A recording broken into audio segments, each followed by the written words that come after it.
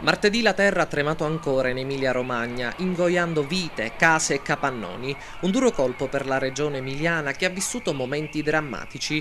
Un evento che ovviamente, oltre a scuotere le coscienze, porta tutti al ricordo del funesto terremoto della Valle del Belice del 1968 e soprattutto a voler capire se la propria zona di residenza è più o meno interessata dagli eventi tellurici. Puntando i riflettori sulla Sicilia, Agrigento sembra essere la parte meno interessata dagli eventi sismici. La striscia rossa, una tra le più pericolose, non compare lungo la costa ionica fino allo stretto di Messina, mentre tutto il resto dell'isola subisce una sorta di promozione.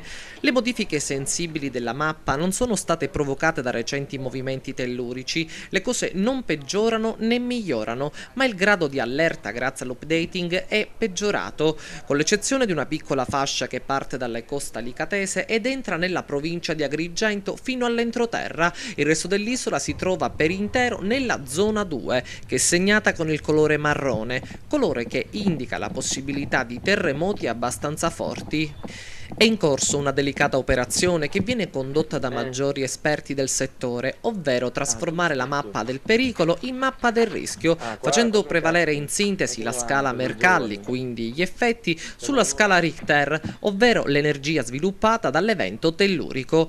La probabilità del terremoto dunque viene catalogato sulla base delle sue conseguenze. Gli insediamenti abitativi e aree industriali sono considerate aree a maggiore rischio rispetto ad altre meno poco popolose.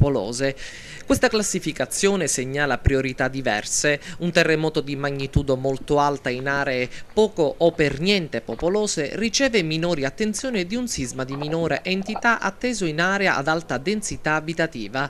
La nuova mappatura è funzionale alla pianificazione degli interventi idonei a colmare in tutto o in parte il deficit di protezione sismica, in qualche misura responsabile dei danni alle persone e alle cose, come dimostra il terremoto in Emilia.